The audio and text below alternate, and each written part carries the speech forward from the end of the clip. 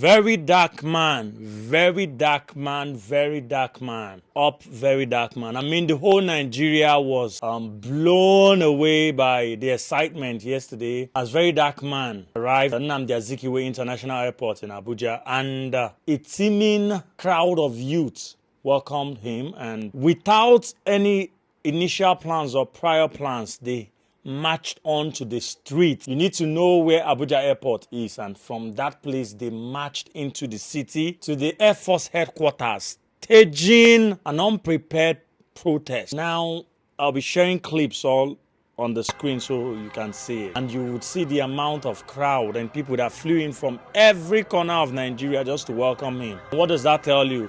That is still pointing to that undeniable fact that very dark man is an absolute and the most uncommon necessity that we'll need at this time. You can't fight grace, you know. Something about leadership, there must be charisma, there must be eccentricity, there must be qualities that are uncommon about that individual, and that is why people would gravitate around him. And I give it to very dark man. But not just that. In the last how many years, we've never found a Nigerian who is ready and in the face of adversity to be ready to sacrifice him or herself. We've never seen a Nigerian that is ready to lend their neck for them to be killed. Been rare. But I'll give credit to a lot of other Nigerians that have been on the street for so long. We're talking about Showore, no matter how you see it. We're talking about Randy Peters. We're talking about Mama P. We're talking about Aisha Yesufu. We're talking about Flag Boy. We're talking about a lot of Charlie Boy of the old, you know. We're not going to Fela Kuti, Fumi Ransom Kuti, the mom, Beko Ransom Kuti, Gani Fayemi, and the rest of them. Of course, our greatest leader, Nnamdi Kanu, you know, but we're talking about this present time. But one thing I want to drop before this video ends is just that it's high time we saw above our different ideologies and problems. Very dark man, I think it's high time we built the bridge back with these other protesters. I don't know what the problem is, but as I'm looking at it now, that is the only other thing we need to do for us to have an indestructible unit in this upcoming request for our nation to be free. The energy is there. The people are ready, as you can see.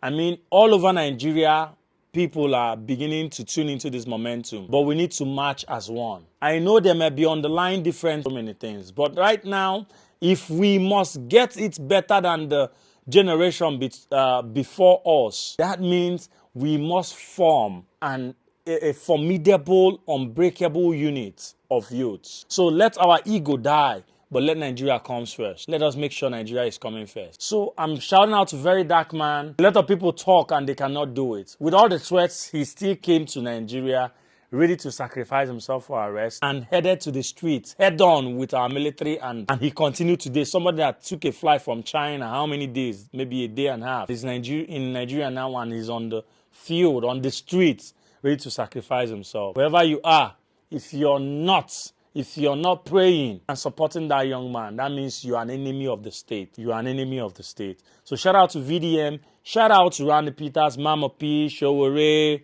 Flag Boy, every single one of you out there. But please, let's come together and do something that would stand the test of time. God bless all Nigerian youths. And from here in the East, I am still raising my fist and saying I'm in support. And very soon, I'll be in the front lines with you. God bless you, very dark man, and the rest of you rooting for Nigeria to succeed. God bless.